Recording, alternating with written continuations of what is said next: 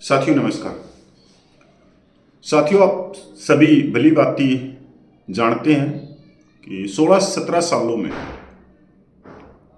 30 लाख पूर्व सैनिक अपनी जायज मांगों के लिए संघर्ष कर रहे हैं, मेहनत कर रहे हैं, अनगिनत आंदोलन कर दिए। इन 16-17 सालों में हजारों जनप्रतिनिधियों को जायज मांगों के मांग पत्र दे दिए, रक्षा मंत्रियों के साथ में अनगिनत मीटिंग कर ली, बैठक कर ली। हमारे 30 लाख पूर्व सैनिकों की जायज मांगों के लिए हमने कोर्ट के दरवाजे खटखटाए और लंबे समय के लिए केस भी चले। लोकसभा और राज्यसभा में अनगिनत प्रश्न उठवाए जवानों के मान और सम्मान के। पर 16-17 सालों के संघर्ष में हम खाली हाथ हैं। अभी तक हमारे को ना ही तो न्याय मिला है, ना ही सम्मान मिला है, ना ही स्वाभिमान मिला। इसका कतई मतलब यह नहीं है कि हम थक गए हों या हमने हार मान ली हो। नहीं, ये संघर्ष की पहली सीढ़ी है। पता नहीं कितना समय लग जाए। पेड़ दादा परदादा लगाते हैं, उसके फल आने वाली पीढ़ियां खाती हैं। ऐसे ही संघर्ष भी होता है।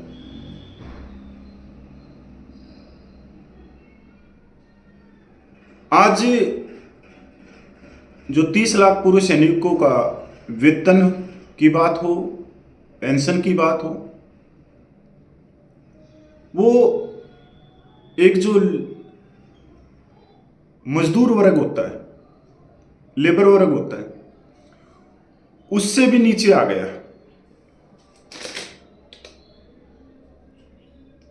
अगर हम ये प्रश्न पूछें या आप पूछें कि ऐसा क्यों हुआ, तो इस सवाल का उत्तर 30 लाख पूर्व सैनिकों के पास में कि किसी ने भी, हाँ, जो जवानों की न्याय की बात है, सम्मान की बात है, सम्मान की बात है, वो सरकार तक नहीं पूछने दिया या नहीं पूछाया, या पूछाया तो इस तरह से पूछाया कि बाहर तो ये कहा गया कि मेरे जवान, इनकी पे पेंशन कम है, और जब अंदर सरकार के साथ में आमने सामने बैठक करी तो वहां जवानों की प्रॉब्लम छोड़ो, अपनी ही प्रॉब्लम बतानी शुरू कर दी और सरकार ने उनकी प्रॉब्लम को सोल्व भी कर दिया। अब आप देखो, जो ओआरओपी छोटे रैंक के थोड़ी सर्विस के दौरान रिटायर्ड हो जाते हैं, उनकी आर्थिक स्थिति के लिए ओआरओपी लाई गई थी, ना कि ओआरओपी जो लंबी 60 साल की नौकरी करते हैं उनके लिए लाई गई थी।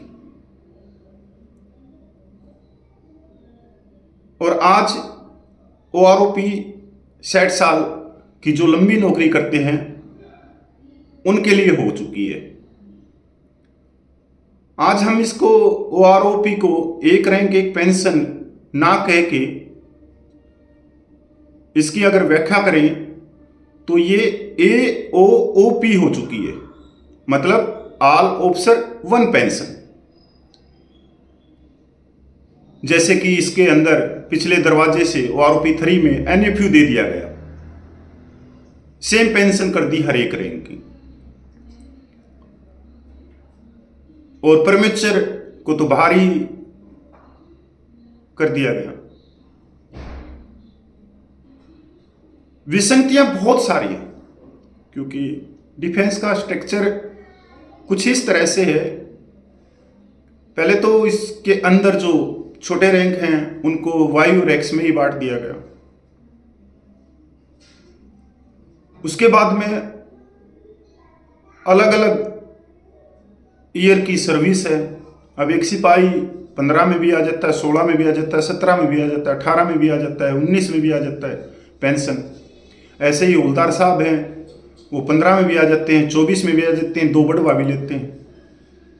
ऐसे ही सूबेदार साहब की सर्विस है, और नेवी एयरफोर्स में भाई 37 साल तक भी सर्विस कर सकते हैं। इसके बाद में बेसिक वेतन है, मिलिट्री सर्विस पे है, क्लास पे है, एक आधा और अलाउंस है, अलग अलग है। इसका परमानेंट सोल्यूशन क्या है? इसका परमानेंट सोल्यूशन है जो हाई रैंक पे बैठा है। हाई रैंक का मतलब जो, चाहे वो सिविल ब्यूरोक्रेसी हो, आईपीएस, आईएएस, एफएस, दूतावास की उच्चायुक्त, पीएमओ, सेक्रेटरी, जो उनका वेतन है, उनकी जो पेंशन है, उसका परसेंटेज, अगर वो 100% ले रहे हैं तो उसका परसेंटेज नीचे लेवल में लेके आना। खासकर जो बेल्ट की नौकरियां, अर्धसैनिक बल है, पुलिस विभाग है, इसमें जैसे फॉरेन कंट्रियों में होता है। फॉरेन कंट्रियों में क्या होता है कि अगर फॉरेन कंट्रियों में जो पुलिस विभाग के डीजीपी हैं और सेना के जनरल हैं, उनकी जो पेंशन है, उस पेंशन का परसेंटेज निकालना। मैं उदाहरण के तौर पर अगर हम अपने देश की बात करें तो हमारे जो जनरल साहब जो पेंशन लेते हैं वो 1,25,000 के करीब लेते हैं पेंशन। एक लंबी सर्विस होती है, 33 साल उनकी, 33 साल से भी ऊपर, और जीवन का आधे से ज्यादा हिस्सा वो देश को समर्पित कर देते हैं। मतलब बहुत बड़ी बात है कि जीवन का एक हिस्सा नहीं कहूंगा, आधा हिस्से से ज्यादा हिस्सा देश सेवा में दे देते हैं। सिविल से तो बिल्कुल ही कटके और देश सेवा करती हैं। और जो एक सिपाही होता है, अगर हम मान लें कि वो 15 साल नौकरी करता है, उसने जीवन का आधा हिस्सा तो दिया नहीं, पर एक भाग उसने भी दिया है, एक भाग उसने भी दिया, एक भाग से ज्यादा, 15 साल। अगर जनरल साहब की 1,25,000 के करीब पेंशन है तो सिपाही की उनकी 1,25,000 का 25% उस सिपाही को मिलनी चाहिए।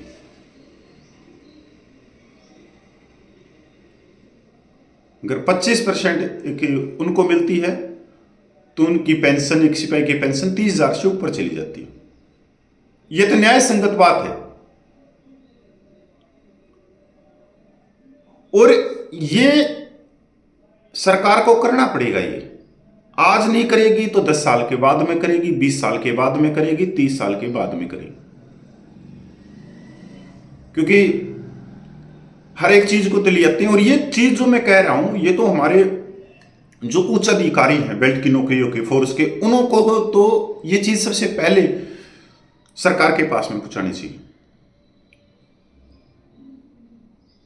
अगर एक सिपाही को 25% है तो एक नायक को 27% और एक हवलदार को 30%। अगर एक हवलदार को 30% देंगे एक जनरल साहब की पेंशन का, तो 36,250 रुपया हो जाएगी, 36,250। फिर नायब सूबेदार को ऊपर बढ़ा लो, 35% कर लो, फिर सूबेदार को, फिर ऑनरेडी को, ऑनरेडी कैप्टन को। अगर ऑनरेडी कैप्टन को उन्होंने भी 33 साल दिए हैं देश सेवा में, अगर ऑनरेडी को 55% देंगे तो आज एक ऑनरेडी 43,000 के करीब पेंशन ले रहा है, तो उसकी पेंशन 70,000 से ऊपर आ जाएगी। ये न्याय संगत बात है, बिल्कुल न्याय संगत बात। ये परमानेंट सोल्यूशन है हर एक चीज का। ये देखो, कहीं मिलिट्री सर्विस पे का केस चल रहा है, कहीं एक्स ग्रुप का चल रहा है, कहीं क्लास पे का चल रहा है, कहीं ग्रेड पे आरडी आ रही है, कभी नोशनल पे निकाली जा रही है, कभी कुछ निकाला जा रहा है, कभी ओआरओपी, और ओआरओपी से भी पीछा छूट जाएगा भारत सरकार का। सबसे अच्छी बात यह कि हर 10 साल में जनरल साहब की वेतन बढ़ेगा, जनरल साहब का पेंशन बढ़ेगी, जो उनकी जो पेंशन बढ़ी और जो लास्ट उनका लास्ट पेंशन हुई, लास्ट वेतन हुआ, उसका परसेंटेज नीचे कर दो। ये परमानेंट सॉल्यूशन है, इसके अलावा कोई भी परमानेंट सॉल्यूशन नहीं है। और ये मैं क्यों कह रहा हूं आज के समय, देखो केंद्रीय कर्मचारियों के मजबूत संगठन है, सरकार बार बार उनको बुलाती है। आप लोग अखबारों में भी देखते होंगे कि आज उनकी प्रधानमंत्री से बात हुई, कल उनकी वित्त मंत्री से बात हुई, आज वो फलाने मंत्री से मिले, बड़ी लंबी बैठकें चली। जबकि अगर हम बात करें कि केंद्रीय कर्मचारियों में सबसे ज्यादा संख्या किन कर्मचारियों की है, तो डिफेंस के कर्मचारियों की है। 30 लाख कर्मचारियों की, 60 लाख तो टोटल ही रिटायरमेंट है, तो 30 लाख आधे से ज्यादा डिफेंस के कर्मचारी हैं। पर डिफेंस के जो कर्मचारी हैं वो इतने मजबूत नहीं है, क्योंकि उनके अंदर ही जो भाई वर्ग है वो उनके पैर खींचने में लगे रहते हैं अपनी राजनीतिक चमकाने के लिए। जैसे पंजाब के पूर्व सैनिकों ने 1 साल आंदोलन चलाया दिल्ली जंतर मंतर पे, और हमने क्या किया, उनके पैर को खींचने लग गए हम।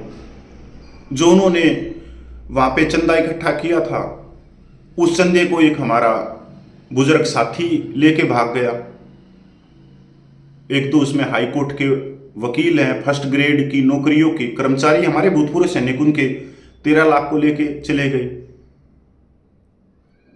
ये मतलब एक विशेष राजनीतिक पार्टी के इशारे पर होता है। ये तो देखो हर अगर सरकार में आप भी हो, मैं भी हूं, हम भी ये सोचेंगे कि भाई कोई आंदोलन चल रहा है और वहां पे हजारों करोड़ रुपए का सरकार के खजाने से जाएगा, तो हम अगली रणनीति हमारी ये होती है कि उस आंदोलन को किसी भी तरह से तोड़ना मरोड़ना और उठवा देना कि कुछ नहीं हुआ।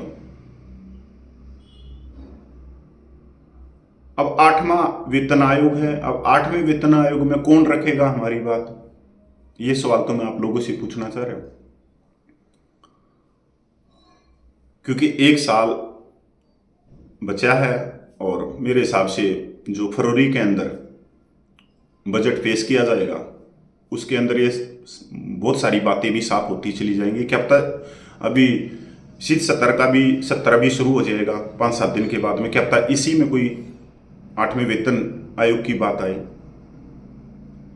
तो उस समय अगर कोई बात रख सकता है मजबूती के साथ में, और जो दिल्ली के अंदर पूछ के सरकार को अपनी ताकत दिखा सकते हैं, वो है भाई देखो पंजाब सूबे की जो भी सबका सैनिक कमेटियां हैं वो ही।